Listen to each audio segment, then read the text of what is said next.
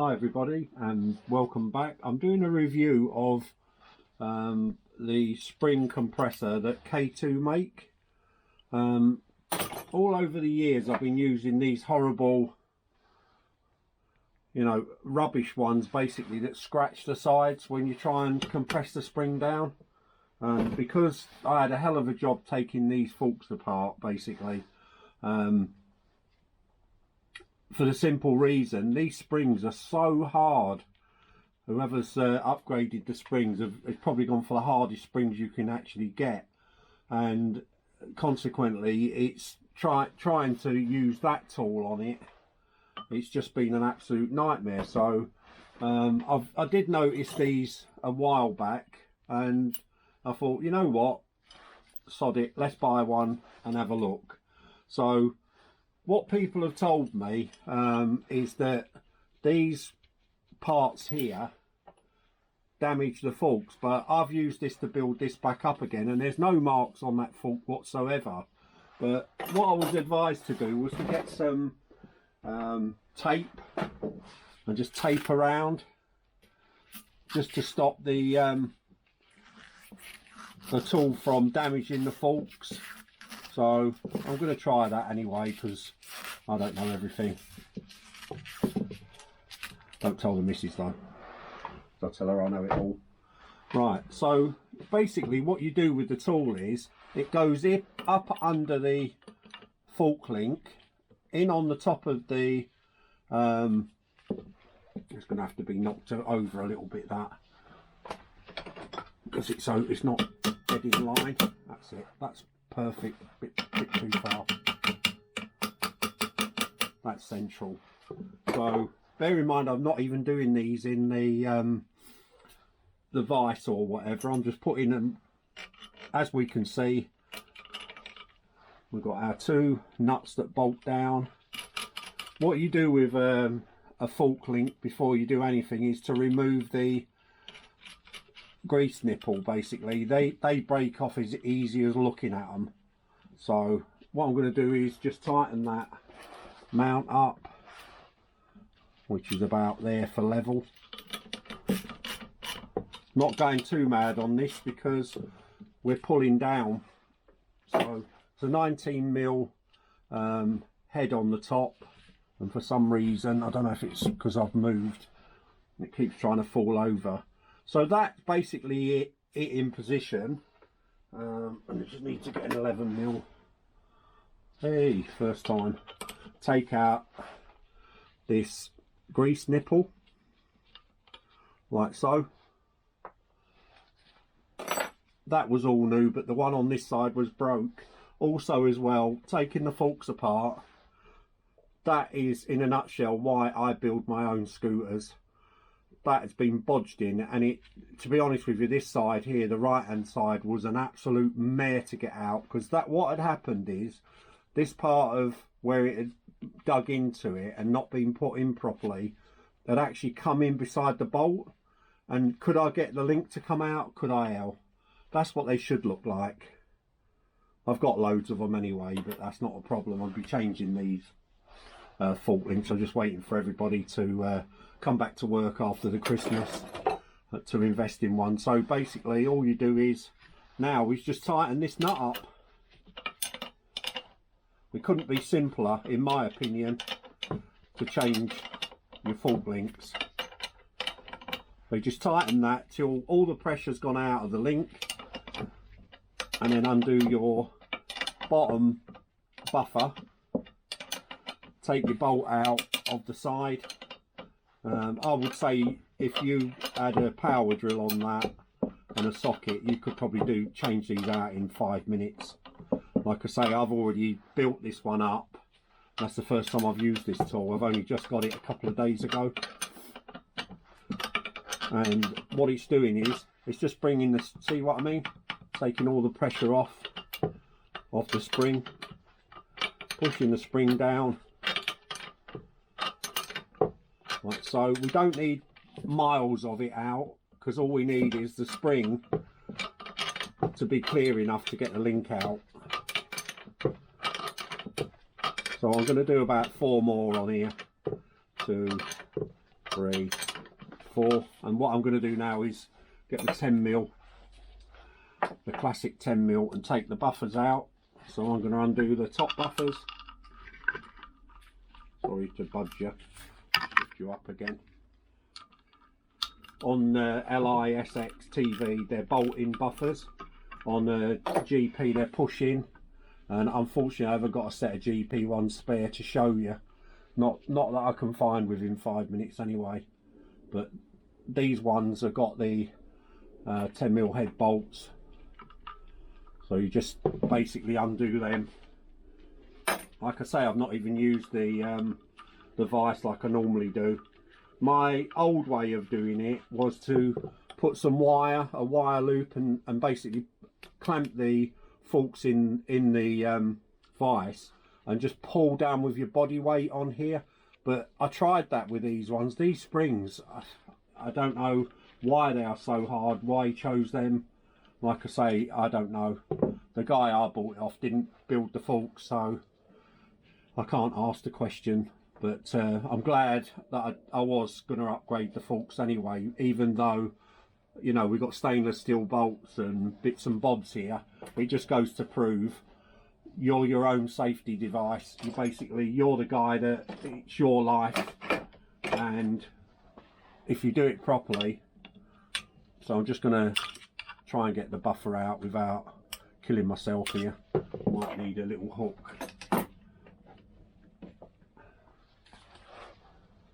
Get down behind it and pull it out. There you go. So an old coat hanger, and you can see these have been compressed. They don't look very old, but the bottom ones have been compressed. So what we can do now is get our spanner again, which I put down somewhere on top there, undo our link, bolt like such.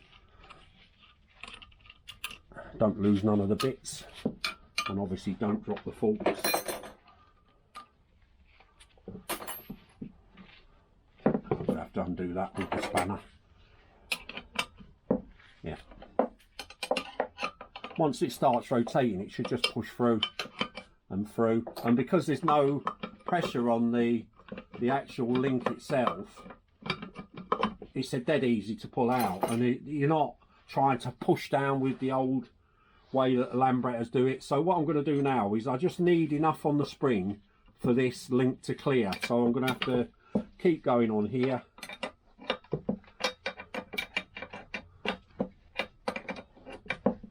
Until we've got enough room to clear the link from the spring.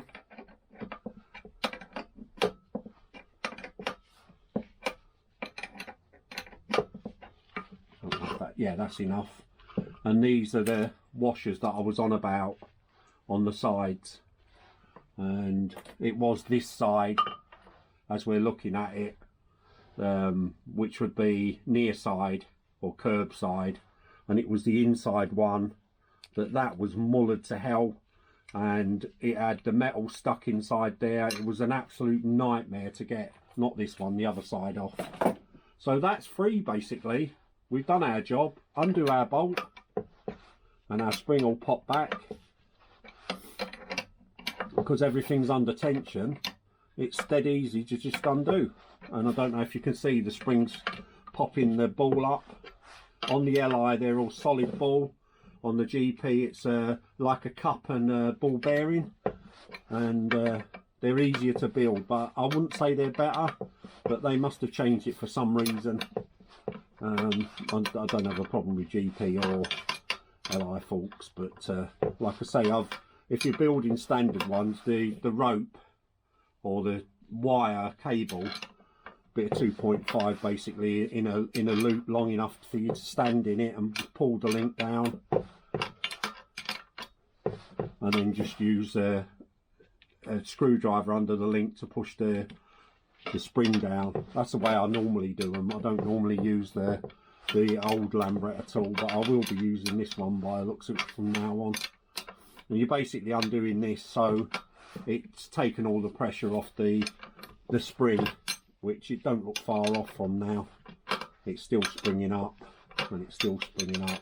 it'll get to a point where it won't spring anymore.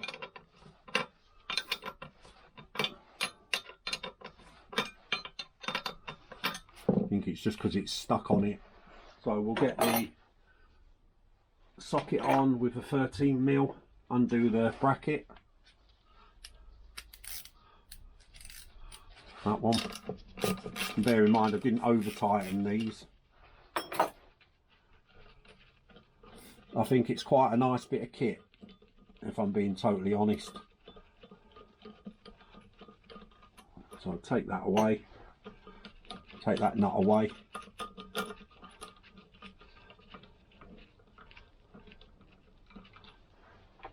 And just unclamp it, put all your bits back together again. It has got bracketry on there, so it's not digging into your forks, but like I say, everybody I've spoke to about the tool says, oh, it damages your forks. I can't see any damage on there anyway, but I do know it didn't damage when I used it to build the fork back up again and put the link in. So I'm just putting the U-bolts back in. And again, you don't have to over tighten them, just so they don't fall apart. And just screw up the 19mm so it's not jangling everywhere. And I think for the money, that tool is superb. If there's a tool that improves your work, that just pulls straight out. Grab the fork, and then what we've got is we'll have the cup which goes on the top of the forks. In Li they are a cup, some are just a washer. In the Li one it is a cup, so we'll put a 10mm back on again, and we'll undo the top. I'll turn it around so you can see it. So the top buffer, undo that. Like I say, I'm not 100% worried about these forks because they're powder coated and it's coming off to be painted. So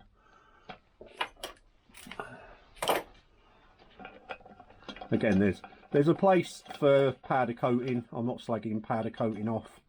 If you're using a scooter every day, then you know I'd say powder coat it. It's one of the most durable paints that you can use. So all I've got to do now is grab hold of that buffer,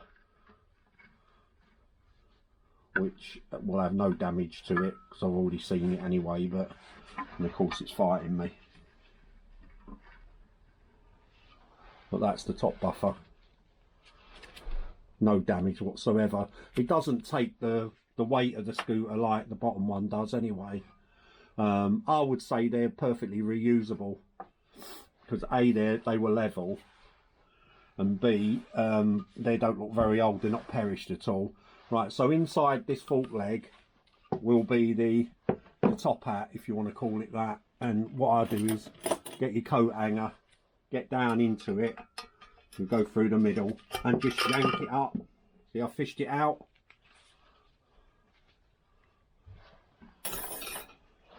So if I get the spring again, you can see this top hat. That one's not really showing you. That one is. So there's a bracket in the top of the forks, or 3/4 of the way up, with a hole in it that goes in. Then your spring, this part here, pushes through there, and that's what guides it to come straight in and out. But they're perfectly reusable. I've never seen these worn out anyway. So all in all, I would recommend this tool. It's made by K2 and it's online, and they're about 36 quid or around about that. I've got free postage with mine. It makes it even more nice. So what I was going to do was just, let's get a knife, and because I'm not bothered about the paint anyway, and we'll have a brief look what damage has been done on the paint. And I can tell you now there won't be any. So I don't know where that myth, the scooter myths, you listen to people, the scooter myths will have you thinking that, you know, some of the stuff's the best thing since sliced bread, some of it's rubbish.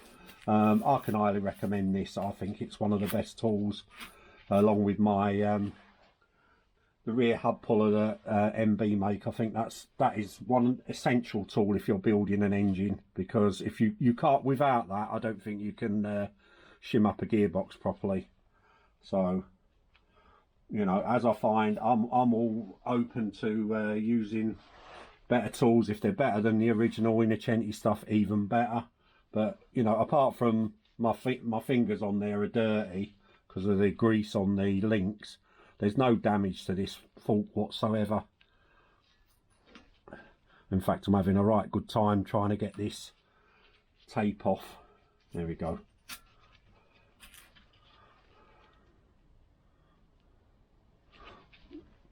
If I didn't have the gloves on, then I could just scrape it off. Like so. No, still not playing ball. Get it from there.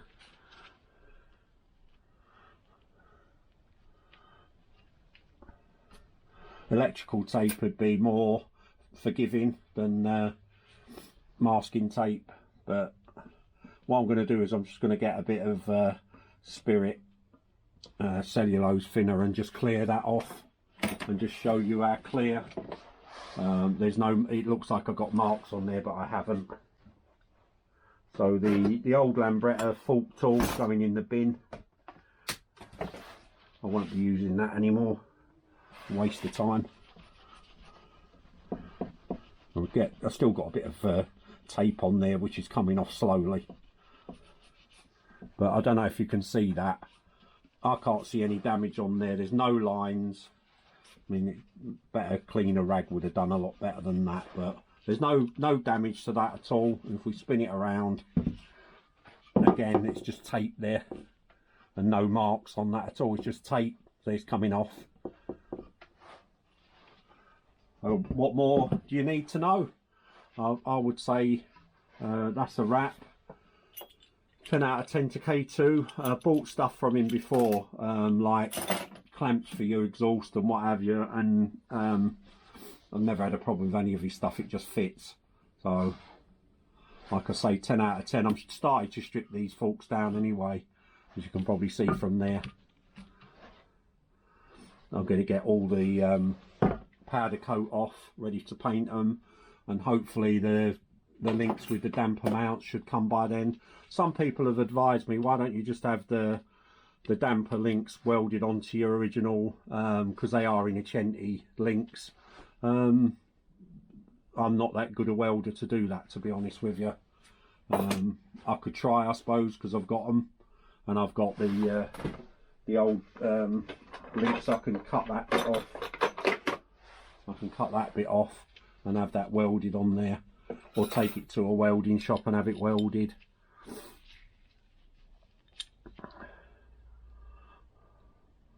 I don't know.